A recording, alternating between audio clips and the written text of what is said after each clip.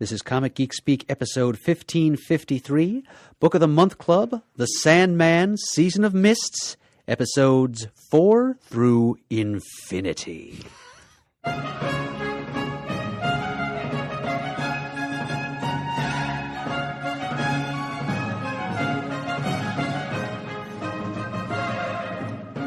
I'm Adam Murdo. I'm Chris Eberly. I'm Bill Ellis. And I'm Danny O'Brien. And welcome back to the show. After a hiatus of a few months, we are pleased to bring you the second part of this rudely interrupted Book of the Month Club episode on the subject of the Sandman arc Season of Mists. It was the elements themselves that conspired to interrupt this recording last time. Snow and sleet, if I remember correctly. Yep, it was late January. Here we are, maybe 3 months later. But all things are completed sooner or later here on Comic Geek Speak. Don't quote me on that. And so we have returned, and we picked up another dreamer, another lost soul along the way. Bill Ellis, welcome back to the studio. Oh, thank you. Mm-hmm. I regretfully missed the first part of this book, but I'm glad to be here. Mm-hmm. Yeah, glad to have you here, and we'll let you kick things off for us in a few minutes here. But first, we've got bills to pay. So this episode of Comic Geek Speak is brought to you by Scribd.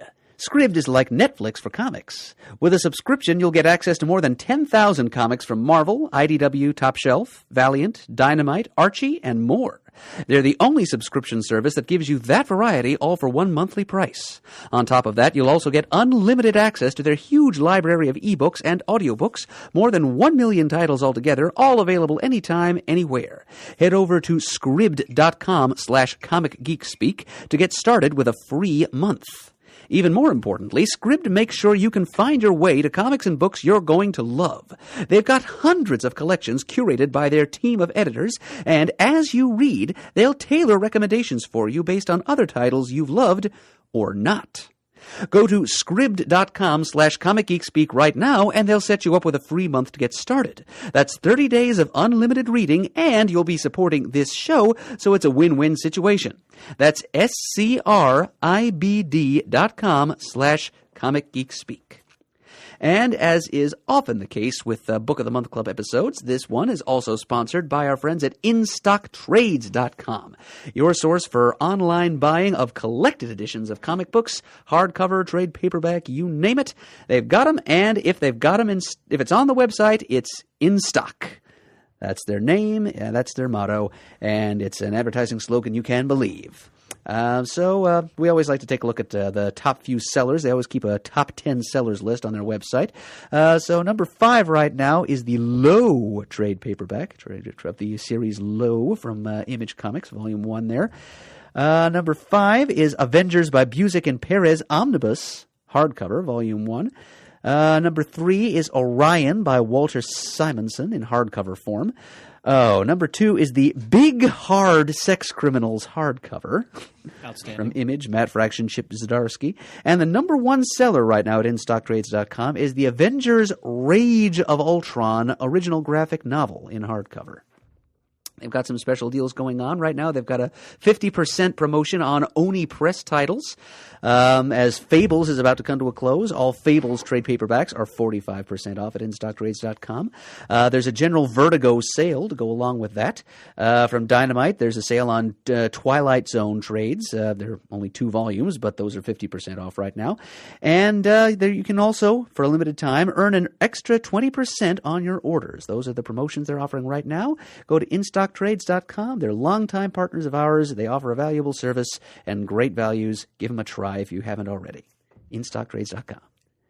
All right. And now, let us return to the land of the dreaming. We're not going to do too much in the way of preliminary or prefatory comments here because this is kind of part 2 of 2, and it was only supposed to be part 1 of 1. So we're kind of wanting to dive right in and get back down to talking about the text itself. But first, since one of our number has fallen asleep late, we'll give him the opportunity to read from your Destiny book now, Bill, and tell us what you think of Season of Mists. Well, this is definitely one of my favorite Sandman trades.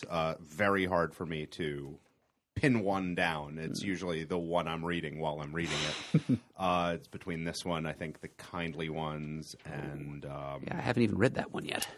and the number 9. I can't remember what that one's called. Or is that the kindly ones? That's the kindly ones. So yeah, this one is, I think, one of the most abstract so far. One of the most abstract dramas that Neil Gaiman did, and I think of the books so far, it most thoroughly encapsulates the sort of meta themes of the entirety of Sandman. You know, it sort of provides the impetus for what Neil Gaiman is trying to do. I think he's got his big idea now, and we learn a lot of important things in this book, like that the endless can die, like Lucifer, you know, comparing his existence in hell to a sort of self imprisonment that he just walks away from, and he compares it to, you know, dreams imprisonment and things like that, and we get the sense, I think, of a larger imprisonment or a self imprisonment that Dream hasn't really found the bars of yet. Yeah, that's that. Well put, Billy. Okay. Thank you. So, kind of the microcosmic establishment of some of the major themes here. Yeah, I think you can find in this book, you can find sort of the whole. It's sort of a holographic example. Right. Yeah, right. The whole is reproduced in every cell. Yeah. Right. Okay. Well, thank you for that, Bill. My pleasure. Now, we had left off, we had finished discussing episode 3, and in that Dream or Morpheus had convened all the various pantheons who were all those who were going to petition him for lobbying ownership of hell. for the ownership of hell, for the key that Lucifer gave to Morpheus, of course, as a burden more than anything else. So now he's sort of had this conclave assembled to discuss who's going to get the key, the access to hell. That's where we left off. Now, then we go into episode 4, which we were commenting before we started recording. It's a departure because it pulls you out of the ongoing saga of what is Dream going to do with the key to hell. And again, it takes a more sort of human view on how these events are affecting one young boy, essentially. And this, of course, is... And when the story starts, it notes that the timeline is December of 1990. And a young boy named... it's Charles Rowland, isn't it? Yes. Yes. In which the dead return and Charles Rowland concludes his education. Yes. And not to regurgitate the whole plot, but we find him in great physical distress, prone, clearly dying, in the attic of this stuffy old English boarding school. And I find, for me, this is one of the creepiest issues of the entire Sandman story. It definitely is. For me. This is... I tend to, actually, when reading this one, I tend to skip this story, Really? which is something that I normally do not do. But this one, I think we were talking about it before, it sort of feels out of place in the narrative a little bit, and so I just want to get back to the big, like, psychodrama, gods and devils and angels, and what's going to happen with the key to hell. But at the same time, I think I kind of like the interruption of the story because you're finding out what's going on Earth, because the dead are essentially not alive, but they've returned. So you are seeing how Lucifer leaving is affecting the world. And not just the dead, but the dead of hell. Of hell, yeah. Yeah. So the people who are so screwed up. It's only the nasty ones that are coming back this time.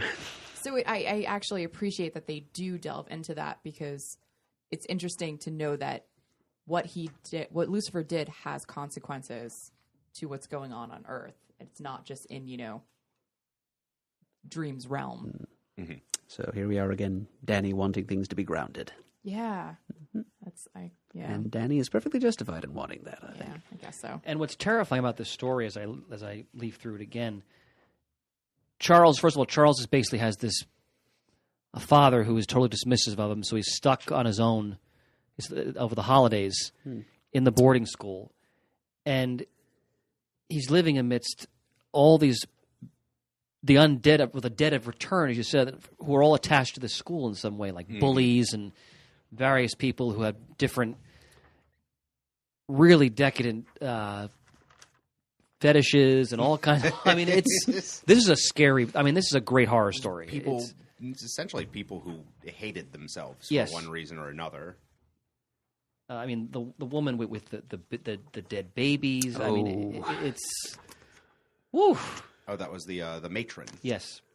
And then the headmaster's mother comes back to scold him. And boy, does she ever. Oh my goodness.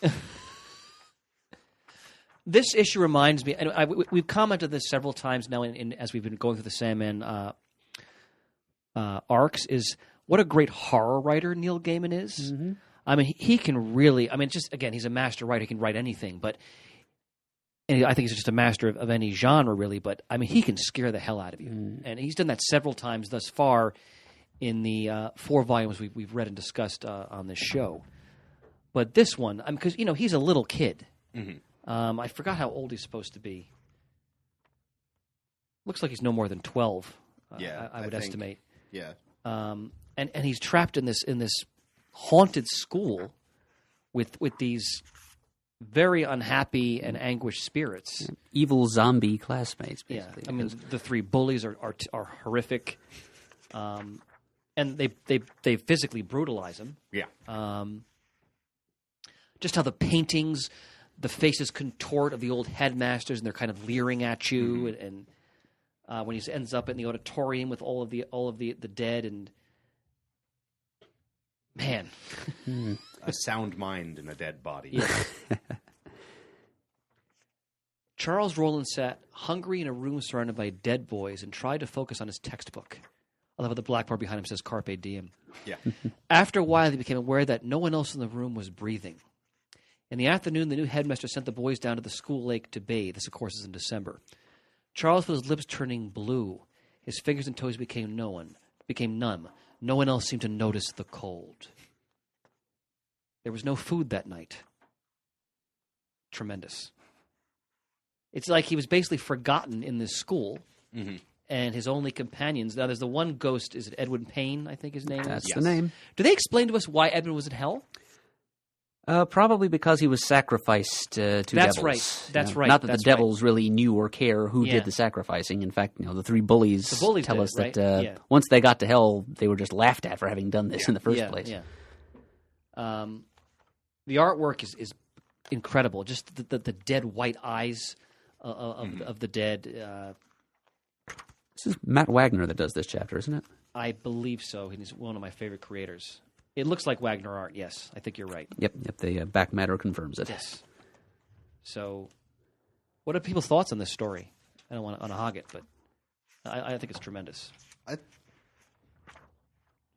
Even though I do, like I said, end up skipping it, I think it is essential to the book where very responsible for defining Neil Gaiman's vision of hell, which is not as much the place, but more a place where like-minded people go, where they can suffer and do terrible things. And again, to the each emphasis other. on earlier, just to build on that, Billy, is that Lucifer mentions these people can leave here anytime they want. Mm-hmm. They just think they belong here, essentially, which is great. Am I a fishwife? That I go around bartering for souls? Oh, so good. What do you think of the story, Danielle? Oh, I liked it. Sorry, I thought I kind of... But I thought you made a good point, though, because it reminds the audience of the repercussions of hell being emptied on actual Earth. And again, what makes the Sandman, I think, such a great series, and Gaiman does this regularly, is he anchors the book by showing how all the intrigue and machinations of these godly beings affect regular people.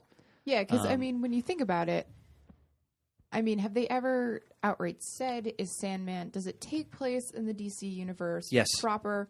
So, this would have affected, all the DC titles, in essence. It's not like I don't think they've told that story, but I do like that they do touch upon, this is what's happening to this. It's just one boy, but you're seeing how these people are the dead coming back are affecting everyday life.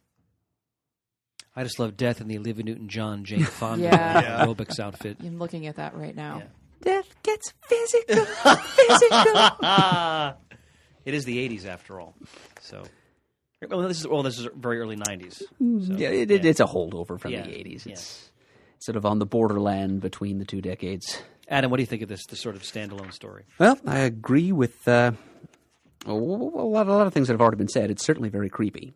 No denying that, and I absolutely agree with your plaudits for Gaiman as a writer of horror. Often in the Vertigo stable of the 80s and 90s, Alan Moore kind of overshadows his competition as a horror writer. But Gaiman, even though he's better known for fantasy than horror, he can certainly turn out a dandy little ghost story when he wants to. And it's kind of a soft, gentle, understated kind of horror. No less cruel for its But gentility. life-affirming at the end, though. Yes, it's horror with a happy ending, which just seemed to be Gaiman's M.O. Yes. He's not a writer of despair stories. Except when he writes despair stories. Well, yeah, with capital D despair, that's true. So, okay, thank you, Bill, I'm sorry. for so artfully making me look ridiculous. And deservedly so. So here we have... right, so I like the fact that... we've said already that this is very much a departure from the arc. It's a little bit jarring the way it's included here. But I like the fact that Gaiman sticks to his guns and refuses to demote this to the status of like an interlude or a chapter 3.5 or something, or even like an intermezzo if you were feeling especially pretentious. Instead of giving it some kind of secondary status like that. No, this is episode 4. This is a part of the story as far as he's concerned. It's diverging from the plot thread he'd been pursuing up to this point. It takes us away from Morpheus and the motley crew that's gathered at his castle, and takes us up to the world of the waking, and shows the repercussions of what's been going on down in hell and in the dreaming on the normal mortal waking world. And as Danny says, it's good to have the story grounded that way, to show the human cost of the things, the power brokering going on in the world of the immortals and the endless. But just the way that, in Gaiman's eyes, I mean, he's never really been that big on linear storytelling anyway. I'd call it more of a polygonal storytelling style or structure, where he's drawing all these different lines that seem to be going in different ways, but then they create a definite, visible, enclosed shape that is the story by the time he's done. And as far as he's concerned, this is no less important a happening in this story he's crafting than is the goings-on in Morpheus's castle. So I'm glad that he decided to throw this in here. And even if we may perceive it as a digression, it's one that strengthens the story and gives it an extra dimension of definition. And Chris, as you said, this is a great little horror story. And the way he's able to Gaiman is taking the apocalyptic rise of the damned, and instead of turning it into a George Romero disaster horror movie, he turns it into, well, it's a vignette of subtle and intimate horror, as I think I already said, from the point of view of a child. Sort of him rehearsing the themes of the horror and powerlessness of childhood that he would come back to in things like Danny, did you tell me you've read The Ocean at the End of the Lane? Yes, I have read it. Okay, see, he's kind of doing what he's doing here is related to that. I mean, there's no ghosts in The Ocean at the End of the Lane, as far as I know, but it's about how one can feel trapped by one's surroundings and a victim of one's elders.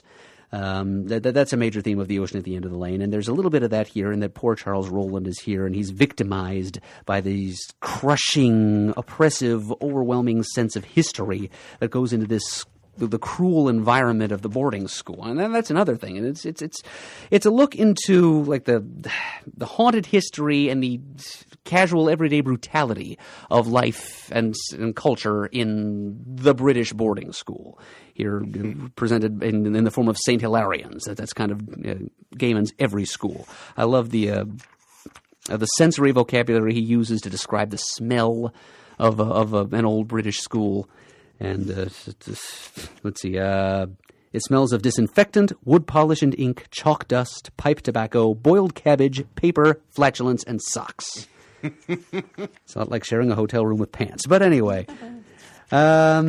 Yeah, so just the sense that just about all boarding schools in England are haunted seems to be what Gaiman's bringing across here, that all of these boarding schools are collapsing under the weight of their own history. They all seem to have this toxic gravitational pull that draws certain people who can't get over their experiences in these places back in again. And we see some of that with people who never get over high school here in the United States. Yep. But I think it may be even a deeper and more unsettling problem with the school system the way it is in the United Kingdom. And so Gaiman is kind of commenting on that in this story, and it's very artfully done. And as you said, Chris, it does kind of have a happy ending, in that it's shown that people can walk out of these because I think Bill's hinted at already. You can survive school. Self-incarceration is kind of a major theme of this arc, at least. And so the self-liberation, it takes a couple of schoolboys here to show us that this is a possibility. Morpheus himself, the Lord of Dreams, hasn't figured it out yet, but little Charles Rowland and Edwin Payne have, and they're walking off to find their fortunes.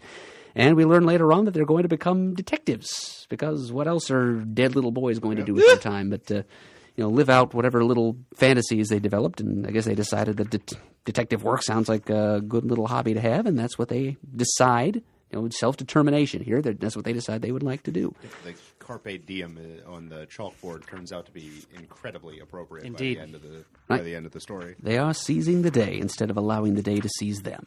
I think it's an interesting intermission because the last issue ends with everyone coming to meet with Lucifer, and then you get this intermission story of what's going on Earth, and then the next issue is the banquet where everyone's trying to say, slipping them notes like, hey, come on, let's barter. I want hell.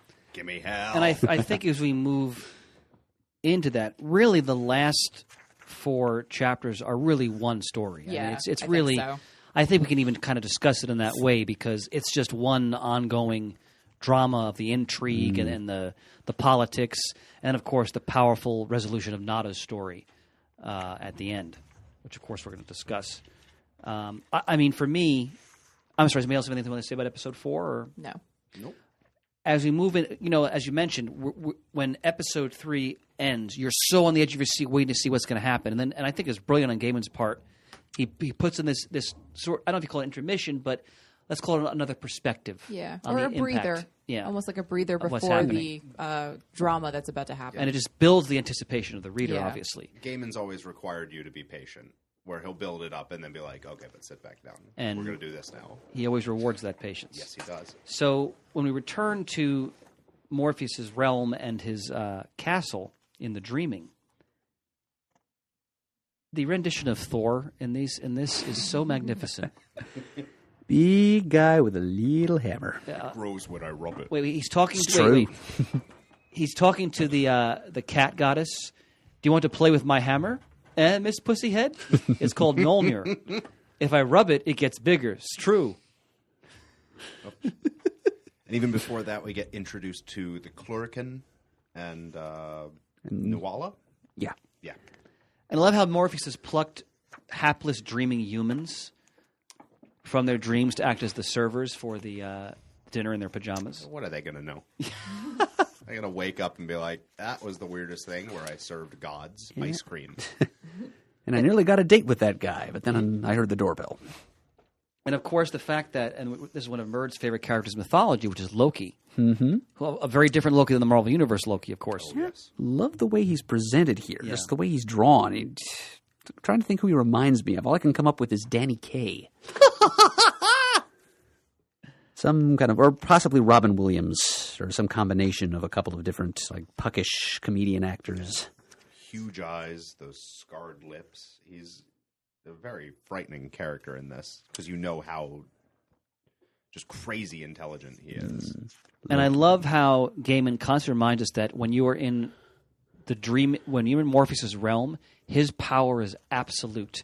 For example, when I think it's the elf dares to touch his robe. Oh, yeah, that's Clurican, who shows up late and tries to extend his audience with Morpheus. Because he's trying to bribe him with the female that he wants to offer as a concubine.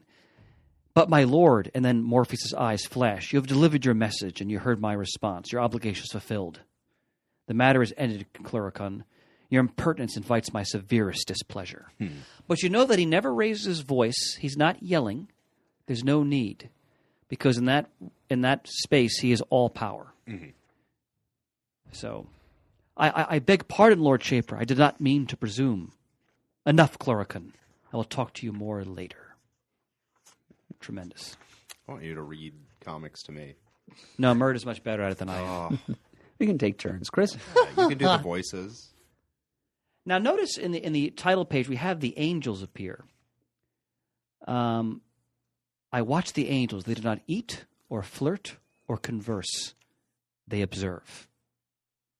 And this is all coming from the mouth of Loki, too, Yes. who is doing his share of observation anyway, and also is not eating. He describes them as beautiful. So, like, you get a real sense of what angels are in this universe from this. Now, and to build on that, refresh my memory. Early in the story, they refer to the angels come from some kind of shining city, right? The Silver City. So, okay, so you assume that, quote, God is there. The name, the Yeah. voice, the presence. Right. So, just reminding us that I guess the endless are not the ultimate supreme being, really. They're just manifestations of human experience, Yep. essentially. They are above humanity, Yes. but also of and from humanity. Right.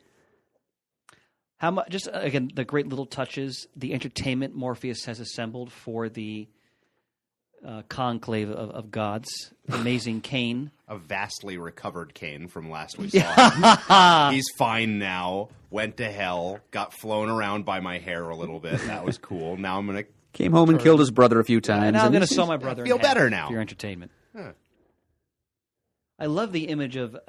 Is it Azazel, Murd? In the X-Men First Class movie, they pronounced it Azazel. To me, it looks like it should be Azazel. Oh, I forgot about that in X-Men First Class. Okay, another tremendous. This is Kelly Jones' art, and it's Kelly Jones, isn't it? Pretty sure. I'm pretty sure it is. Let's take a look here. Yep, looking. It definitely is. Yeah, it looks that way. Yeah. Yep, Penciler episodes 1, 2, 3, 5, and 6. Yeah, and no this is one. 5. There are a few artists who can do just bone-chilling, creepy, and grotesque, as well as he can. Go back to his rendering of the Gates of Hell in one of the earlier episodes of this arc. I love the god who speaks through the fortune cookie message. Oh, yes, a Kilderkin of order. Lord Kilderkin. Manifested for us here in this cardboard box. An empty receptacle. A paragon of order. And also the grotesquerie of the two demons getting it on, Yeah, it's kind of gross. Corinzon. complete with and buttock Merkin. squeeze. This is what's so amazing about this latter part of this arc of Seasons of Mist is just the way they introduce the various pantheons. Some you're familiar with, some you're not.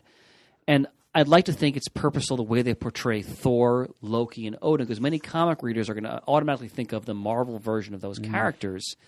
And you get, of course, a diametrically opposed interpretation of those characters, which is, I mean, both chilling and hilarious. I mean, in an early issue, Thor is wiping up his vomit with his beard off the carpet. You know, he's a complete drunken lout. Yes, Chris, I think you've hit the nail on the head with a tiny hammer. The Marvel versions are looming large in the background of this story, and these are the unimpressive shadows that they're casting. And They're just they're just more like actual thing. I mean, like because we just did Infinity Gauntlet in real chronological time, it's fresh in my mind. But you had all those strange manifestations of the same things that we're seeing in here, where we had, say, chaos and order, and they were depicted in the Marvel universe as a pair of floating heads. I think I'm going to actually much prefer the Envoy in this. The little girl with the balloon feels far more chaotic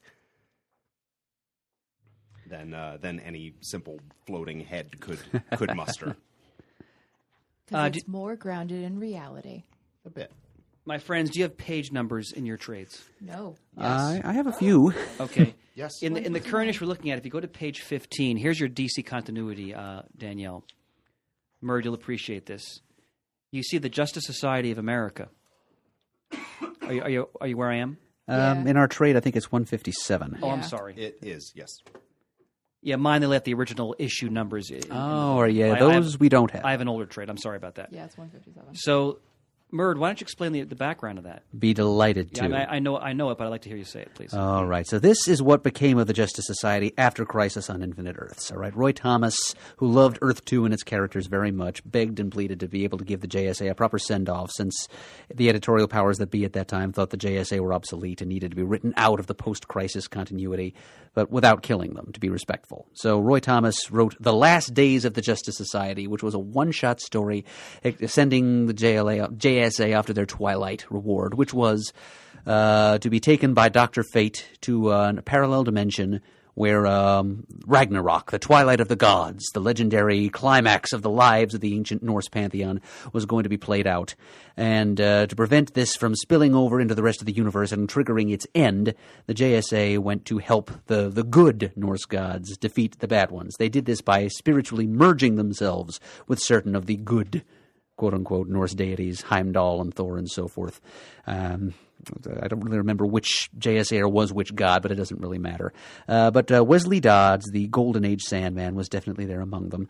And Dr. Fate, because he had an ongoing series published at the time, was somehow spared this fate. And he took Power Girl and the Star-Spangled Kid, who were characters that Roy Thomas wanted to keep using in Infinity Inc. They were spared this fate too. But most of the JSA were stuck in this Ragnarok, and it was an eternal time loop. They were fighting in perpetuity. Yes, right? they were fighting, flame demons and the giant wolf Fenrir and all the Norse bad guys over and over and over and over again. Were they aware that it was a time loop? Yes, I think once they defeated them the first time, they were aware that many of them died in the struggle, since the idea is that all the Norse gods, good and bad, would perish. Mm-hmm. But then they popped right back into being and said, oh, here we are. Oh, and there's all the bad guys coming in longboats to the shore again, and we'll have to fight them again. And that was what life was then for the JSA for several years after Crisis. Then another big event sprung them, and then 0 Hour happened, and so on and so on. But at the time this was published, this is where the JSA were. And here we learn that this was not the real, quote-unquote, Ragnarok that the JSA were fighting against. It was only this little, model Ragnarok. Because Odin is outside it, because he's offering this as a bribe to Morpheus. Yeah, because it contains Wesley Dodds. Wesley Dodds. Which I think there's more said about this in the Sandman Midnight Theater one-shot. You took the words one-shot. out of my mouth, because that Gaiman and Wagner did. That's a wonderful one-shot where they explore. Now, the Sandman Mystery Theater is one of the great, for me, one of the all-time great Vertigo series. And I think one of the best comic series of the 1990s. Have you anybody read Sandman Mystery Theater? I have not yet. No, we have the half a dozen trades. issues, but It's that's tremendous. You have the trades But at home. they established in the beginning, and the Midnight Theater one-shot builds on this, that Dodds was influenced in dreams by Morpheus to take on this visage of the Sandman. right, because Morpheus was in captivity at that Right. time. So, the gas mask he wears is inspired by, Dream's helm, essentially. And that's a great one. I haven't read it in a long time. It's a great one-shot. And also, like what Danielle was saying before in her question, this another rare reminder that this is taking place in the DC universe. You see a few references to it as the series progresses, but it's in the universe. And we've seen death used by Paul Cornell in some Action Comics issues involving Lex Luthor in more recent pre-New 52. But I was looking forward to hearing you discuss that, because I knew the basics, but And no I was one looking explains forward it to better than discussing you. it, so thank Yes. you for paving my way to the stage. Of course, brother. Now, in general, this issue, again, it's just interesting seeing how each god has a different approach to try to convince Morpheus to hand over the key. Some bribery, or that little child with the balloon tries to Shivering threaten. Jemmy, she uses the stick instead of the carrot. She becomes Chucky there for a second, it looks like. Oh, on the subject of DC Universe flourishes, Please. just a footnote here about what Kilderkin of Order has to offer on the very next page. The little fortune cookie note that comes out of the cardboard box says that the Lords of Order, and again, Lords of Order and Chaos were kind of a major factor in the DC Universe at that time because of the Dr. Fate series. Dr. Fate was portrayed as the protege of Nabu the Wise, who was a Lord of Order.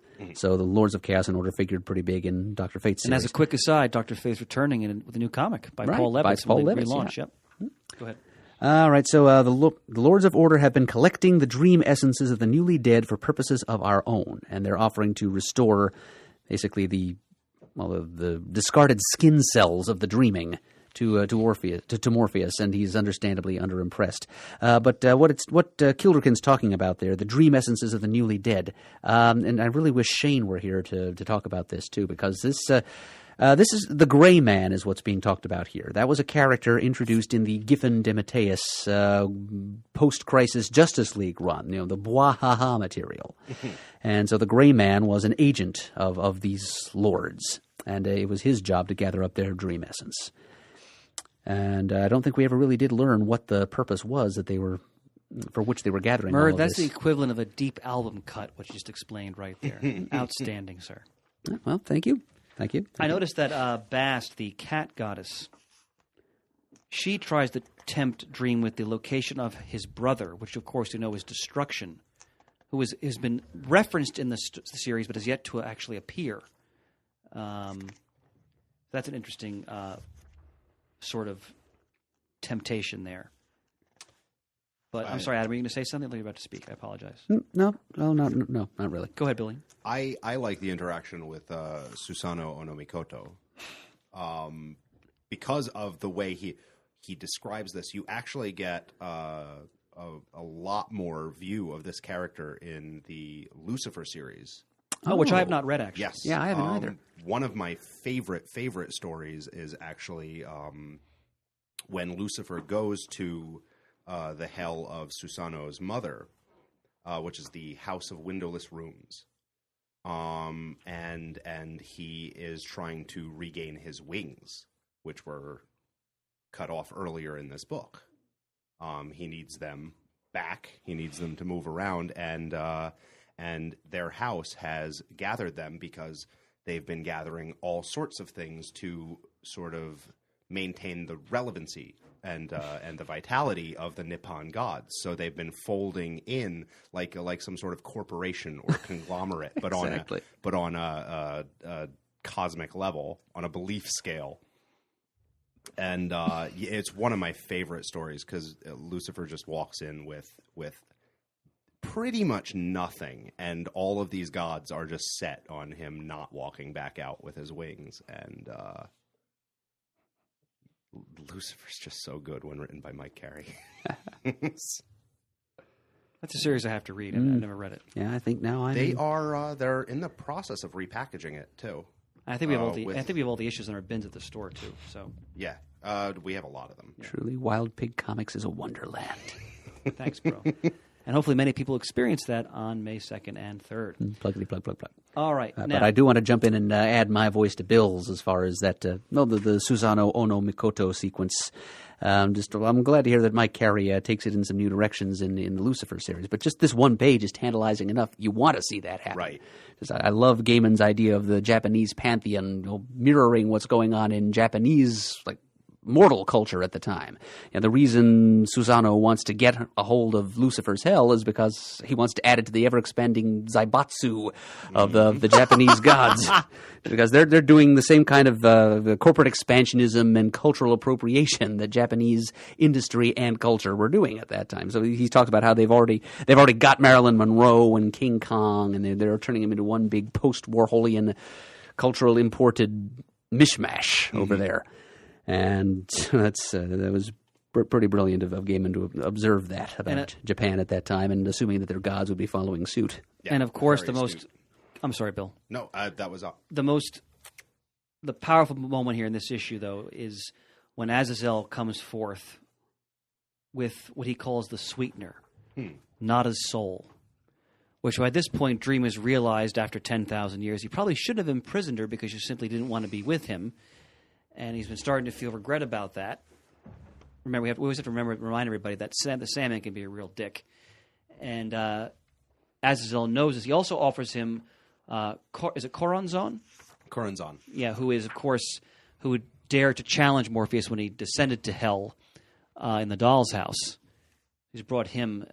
Remember, the reason why he was making out with that demon earlier was that she could be then she was snared in this web. So, and the issue ends with Morpheus, holding the key, dropping the key, picking up the key. Just this of course is Lucifer's vengeance. The burden of it, not knowing what to do with this awesome, terrible power now in his command. And this is also Lucifer armed him to deal with this, so we're seeing the core of Morpheus's problem too, right here, which is that he is bound by rules and restrictions that he himself sort of imposes upon himself, and Lucifer knows that, and that's why he gives him the key. Maybe it'll destroy you. I also want to point out that there is something interesting about going back to the Japanese page. I don't remember what his name was. Susanoo Ono Mikoto. That guy. Lord Susan Thingy, as Matthew calls him. He says, my mother is queen of her own underworld. So it's kind of interesting that I almost feel like Gaiman is not saying that there is one god and one hell. All these gods have their own realms, and I think the angels, they aren't part of, our theoretical, or, God that we think of. It's just another. They're not putting the Christian God as like the all-powerful God. He's putting all the gods on the same level, I think. Maybe. Or maybe I'm in a certain sense. Getting the impression that the name, the Judeo-Christian deity is maybe a couple of steps up the it could be up the ladder of succession beyond all the others. If that's even supposed to be the Judeo-Christian deity. Well, I think that's what we are meant to assume. I mean, with the angels, you assume that, but... But I do think it's interesting that they have an underworld too, and Lucifer, is part of an underworld hell.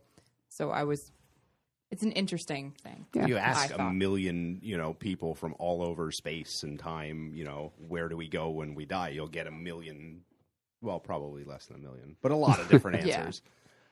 And, as far as those people are concerned, they're all true. Look at the openings, the double-page spread of Chapter 6, just all the gods assembled in the Great Hall. And just the artwork in the ceiling, it's so beautiful.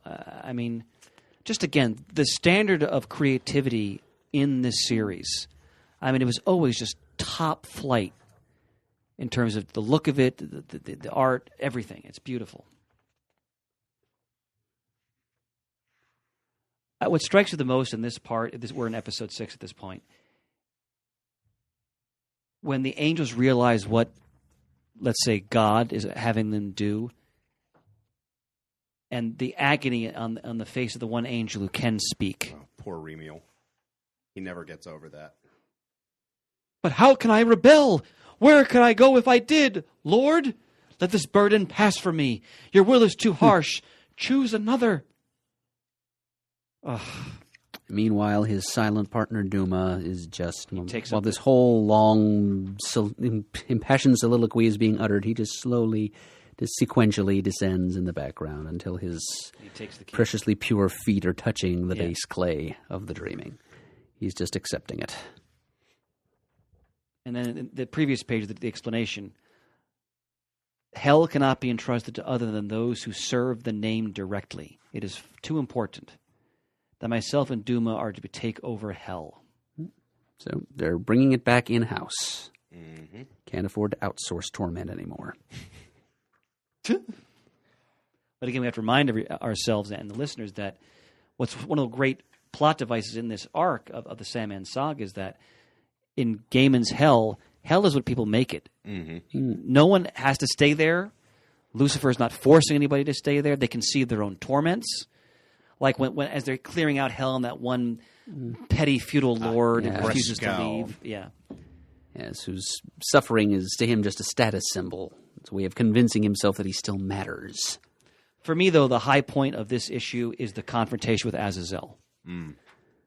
When he dares to assume that, that he's in the heart of the dream and that he could possibly defy and defeat Dream. The hubris is breathtaking. Well, I love that Dream changes into his action jeans and T-shirt. Yeah, that's right. Yeah, and jumps right in, and Azazel's just like, "Oh, you did that. I must put on my knockabout clothes. I'm not wearing my good cloaks into this demon."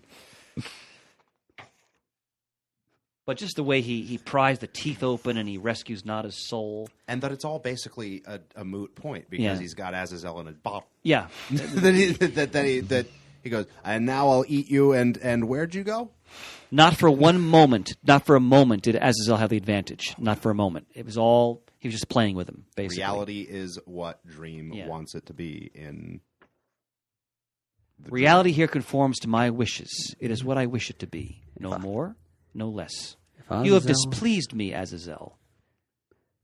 And in light of your actions, it was extremely unwise of you to reject my hospitality. I love how they always show Morpheus in these situations. I mean, he's pure wrath. Totally wrathful, but very calm, very composed. It's just, this is the way it is. You defied me, now you're going to suffer. Also, still not afraid to just imprison somebody else. No. And I love the next page, I think, is the art is so tremendous. When he puts Azazel in like this keepsake trunk, basically. And the other gods, they're afraid. Oh, yeah. Like, the way they're rendered by Jones is magnificent. They're kind of, it's all a lot of blacks. And you can't even see Odin's face at all, for example. The cat goddess is clutching her face. And the elves are holding each other. They're all afraid of him. And he just looks at them with these blue, piercing eyes. He becomes Jim Morrison for a brief moment. Well put, sir. Does anyone else in this place have a problem with my decision? Good. I will see each of you in the outer lobby then to say goodbye. And he sits on top of the trunk. We get to see all sorts of cool toys in the trunk, by the way. Yes. Like the Corinthian skull. That's right. And, I think that's Baghdad there in the that is, from that is the Ramadan bottled story. city of Baghdad. Well done. It looks like Roman coins. I think we haven't gotten to the story about Caesar yet. No, and Augustus and all that. That's coming down the pike. So you're reading these stories as we go through them, right, Murd? Or have you read them all yet? I've gotten as far as the trade in which is that Brief Lives, the one where they find destruction. Oh, that's my favorite arc. Yes, Brief Lives. Okay, that's as far as I've gotten. Okay, so I have read the Caesar story you were talking about. That's volume 7, I think. Yes, Brief Lives. it is. Okay. Brief Lives is the third one. That's my favorite while I'm reading it. Well, Yes. and you said the Kindly Ones was 9? Yes. And the Wake is 10. That one had probably my favorite art of the entire series, which now I can't remember the artist's name, and I'm sorry about that. Was it Zuli? Or am I jumping ahead to the arc after that? I'd have to look it up. I don't remember off the top I'm of my looking head. it up right now. Okay. I also love Thor punching Loki square in the nose as Odin takes his leave of the dreaming. Not the last we're going to see of Loki, though. And it's because of these events in this book. Yeah. That is not, in fact, as we're about to find out Yes. in just a couple pages, Exactly. that's not, in fact, Loki. Now, moving on to... Anybody have any other comments before we move on to episode 8? Murdo, I don't mean to cut you off there. This is a little small footnote thing, but before that big splash in the ornate reception hall that you were talking about, there's a couple of seemingly Arthurian beings. Like there's a guy in a Merlin costume and another guy without a face. Oh, yeah. They're walking along, and the Merlin-looking fellow is remarking, "Surprised not to see a representative from the Greek gods here. Perhaps they know something my people do not." And I find myself wondering, why aren't there any Greek gods here, since this series is so closely tied to Greek mythology in other places? Why no?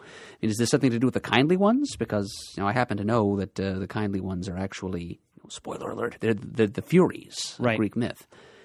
Well, the faceless god responds, "It's all internal politics, old friend." Who do you think the faceless being is, Murd? Do you have any notion? He looks to me like something that belongs in a Grant Morrison-written issue of Doom Patrol. But I have no actual idea of who either of those characters are, or why we haven't seen anything of them earlier than this. It just shows, I guess, just the diversity of the pantheons. You assume that's Merlin, but you have no way of knowing for sure. So, now this, I'm looking forward to Danielle's view of the final confrontation between Nada and Morpheus, because it's so human that they're just their exchange, and he's so pig-headed. What did you think of that scene, Danielle? Oh God, I don't remember. It's been a while since I'm like. I'm sorry, I didn't mean to put you on the spot. Yeah, now I'm like kind of perusing it. I just think She slaps him. That's Yeah. awesome. I do remember that now. Thank you for pointing that out. 'Cause I think My pleasure. I mentioned something in the last episode about that. Oh, it's so awkward. well, what's great? He's I'm such sorry. a douchebag. I mean, can we get back to the fact that she says, what is it? Okay, so tonight is all about, guys being annoyed because girls don't like them. So Thanos decides, I want to destroy the universe because death doesn't like me. And Morpheus is all like, she doesn't love me, so I'm going to imprison her. Man, why are guys such douchebags sometimes? Come on. Then 1,000 years later, he thinks maybe 10,000. 10. He should apologize. Maybe he should apologize. I mean, maybe. Wasn't it that she loved him, but she didn't want to join him? Yeah, once she found out what he was, She didn't want to join him in godhood, He's not even a god. He's beyond a god. Right. She fled from him when Yeah. she found out what he was because she knew that a mortal like her and something like him should not be together. Right, and then he punished her for it. And I'm going to read from because this conversation, take out the otherworldly elements. This is such a mundane human conversation between two Yeah. people who are in a dysfunctional situation. But then when you think about it, Yeah, Nada, 10,000 years ago, I condemned you to hell. I now think, pause, I think I might have acted wrongly. I think perhaps I should apologize. I should tell you that I'm sorry. You think you may have acted wrongly? You think perhaps you'll apologize? Great lettering. You think? And she just slugs him after she... I spent 10,000 years... Listen to this in hell. I could scarcely stand in that... What's an oubliette, Mert? An oubliette is like a vertical dungeon. Thank It's like you. a deep pit where people are imprisoned. I burned by day and froze by night. Glass shards cut my flesh. I starved and hurt and wept and waited. All that because of you. For 10,000 years. It's an almost inconceivable amount of time. And you, quote, think perhaps you should apologize? You make me sick. And she slugs him. And then he gets angry. And she goes, what are you going to do to me? Send me back to hell? oh, it's, Yeah. these 2 pages are Yeah. so It's good. tremendous. So tremendous. good. And then he apologizes. Yeah. He does says, you were right. What I did was foolish. Probably shouldn't have done that. And also, this exchange is, again, I think, another element of the micro and the macro with this story, where this story, as much as it's about a lot of other things, is about gender roles and how genders interact with each other on a mythic level. Well And- put, Billy. Thank you. I also like how he changes into the form Of course. that he knows her. Or Every she knows culture, every race sees the manifestation Yeah. differently depending on their values and history and so forth. And then the last panel of them just staring at each other. What do we do now? And then we revisit, as Bill was mentioning, Morpheus determines what Loki's really been up to. I love that. Because he was standing next to me, and I don't like thunder gods. So he stole the form of the Japanese god, who I then assume is in Loki's form when Thor punches him. Exactly. Right? Yeah. And that's why he's so distressed. Yeah. And nobody believes him this because he is looks wrong. like Loki. And then we have the elves trying to make their final play. And, Morpheus, he accepts the elf woman, but they use their magic to make her appear more beautiful than she actually was. Right. It's a glamour. And then she he came in wearing. removes the glamour, and she's just, a more just kind of mundane appearance. Much bigger ears. Yes. And she's just going to stay there, but in no way is that going to gain them the key. Although the dreaming does gain a supporting character. Yes. Yep. And then we have to remember that in the Sandman series, Gaiman never forgets characters. No, he doesn't. They it's some way, shape, or another. People you saw a while back, they're going to return. Sometimes people you just know. Like, I'm pretty sure we got our first glimpse of Merv Pumpkinhead in this book. He's in addressing the the audience. palace staff. Yeah, and he's there. in the Yep. audience. And there's also another character who's simply there in that crowd, standing near him. And that character reappears in The Kindly Ones Yep. and finally gets a name. Well done. And so, he does not forget a single character. And also, those last 3 interactions are so utterly important. And so, like, I don't want to, spoil anything for anybody who hasn't read it forward yet. Yeah, but Dream's letting go of Loki is very important later on in the story, and it's hammering home these same imprisonment themes where Morpheus traps Loki in his debt. Zounds! I'm glad you're here. Thank you, Jinkies. where Nuala is trapped under the burden of Titania's edict that she has to stay in the dreaming. We were going to give her to you anyway, so have her. It is so Yep. Fickle and cruel. Yeah, Well, that's fairy for you. Yeah. And the sort of the whimsical cruelty of a lot of these beings, that's a theme throughout these stories that,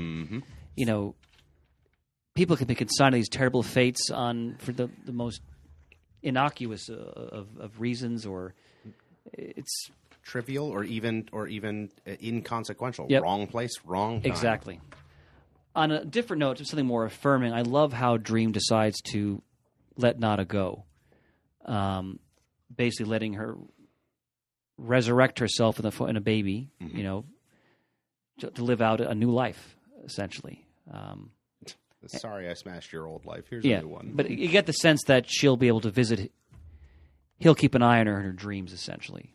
But it's beautifully done. And then, of course, again, what's great about this epilogue is they kind of share each major character in the arc is ending up at this point, essentially. I love the discussion between Lucifer and the Aussie on the beach. Where he just finally acknowledges, all right, I admit it, that sunsets are bloody marvelous, you old bastard. Satisfied, talking to God. After this guy has told him, all the Horrible things thing. Lost that my had son in happened to him. Vietnam and this and that. This happened, this happened. there's I'm still alone the now, sunrise. and it sucks, but And the still, sunset, it's quite yep. beautiful. Yep. Yeah, the old beachcomber can still see some worth in a world that includes sunsets like this, even though he suffered as much as he had. So Lucifer decides he doesn't have much cause to complain either. I like his little satisfied. And then still we snide and end with hell, where people the way they draw monsters, it's so well done. Giant fuzzy avocado. It's just everything is so grotesque. But it's just people conceiving their own torment again. Hell's back in business, up and roaring, and the angels are there, and. Which one speaks again? I'm sorry. That's Remiel. Okay. Set over those who rise, which Yes. is kind of ironic given the circumstances. Well, the idea is that, under their new program of rehabilitation down there, everyone in hell supposedly will rise eventually. They're being rehabilitated to be made useful citizens of, not the Silver City, but whatever's Where? up there. But what I love, though, I'm not sure they even know. as the angel's making the speech about we love you and one day you'll thank us for, one of the tormented goes, but you don't understand. That makes it worse. That makes it so much worse. Oh, these Tremendous. idealistic reformers. Isn't that always the way? And then it ends with Destiny closing his book. Yep, and we end with Destiny in his garden just as we began. So we've closed the infinite loop. Remiel and Duma appear so much more again in the Lucifer series, and Remiel's fantastic. He just goes off the deep end so hard. Does Duma ever actually say anything? I don't think it does. Even after all that time, even after being in hell, it still maintains its contemplation of silence. I think they would thank you for the use of gender-neutral pronouns. Yes. Any closing thoughts? Well, fittingly enough, I have a closing thought about closings. Please. Because you notice this isn't episode the last or episode 8 or whatever. It's episode infinity. Which that plus the epigraph here from the non-existent novel The Man Who Was October, talking about how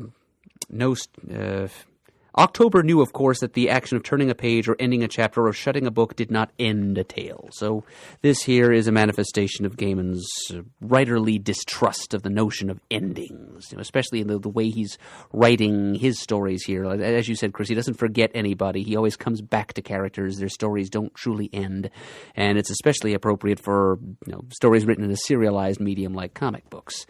He's telling us, okay, this is the point at which I will not tell this story any further, but that doesn't make it an ending. And the fact that we're ending this, quote-unquote, ending the story at the same point where it begun with Destiny walking around in his garden sort of contributes to that, too. Anybody else have other closing comments? Nope. No. I would remind our listeners that, again, it's our goal over obviously many months to do the entire Sandman series, which we will be doing. Our next book of the month, which hopefully we'll get to at some point in May, will be Sex Criminals Volume 1, for those who want to read along at home. I totally want to be there for You that will be one. here, my dear. Hopefully both will be here for that. Because that promises to be a riotous and, shall we say, rousing and titillating analysis. I think the kids shouldn't be here for that one. It's ironic, too. I think that's our book of the month at the shop. That's too, right. Selected by our book of the month In club. May, that's right. Yep. Yes. Excellent. Anybody else have any thoughts on Season of Mists? Again, we're sorry we had to do it in 2 parts, but weather got in the way earlier in the year. But we wanted to make sure we finished it up. I'm not sorry. I got to be here for this one because That's of the true, weather. Billy. And the next arc, Game of You, right? I think it's believe Game of You? so. Yeah, the one with Yes. Princess Barbie Yes, it's Game of Oh You. my goodness, and that was so good. Alvin Yeah. / Yeah. Wanda, the Yeah, transvestite. it's Yeah. immensely fun. So we'll be picking that up in the months to come. But first, Sex Criminals. Right, Sex Criminals. Yes. We'll have to come up with something. We haven't really planned our Book of the Month Club selections after We'll that. have to do that soon. Yeah. We'll come up with something else for Marvel. We should probably do something non-Vertigo DC eventually, too. Well, we'll talk about this off the air. I have some ideas. All right. I still got my master list someplace. Indeed. All right. So this episode of Comic Geek Speak was brought to you by Scribd. It's like Netflix for comics. Go to scribd.com/comicgeekspeak for your free monthly trial. And also from InStockTrades.com, your source online for collected comic books. If it's on their website, it's in stock right now. Give them a look. If you'd like to send us an email, our address is comicgeekspeak@gmail.com. Our website is comicgeekspeak.com, where you can download this and numerous other episodes for free. Try as much of our published content as you would like. If you'd like to send us a voicemail, the number is 267-702-6642. You can like us on Facebook. You can follow us on Twitter. You can visit thecomicforums.com to find the forum talkback thread for our discussion of the latter half of the Sandman Season of Mist story. But we'd like to give a special thank you to everyone who's donated to the show recently and over the years. We could not do the show without you. We really appreciate your assistance. And as always, we are uniting the world's mightiest heroes, one listener at a time.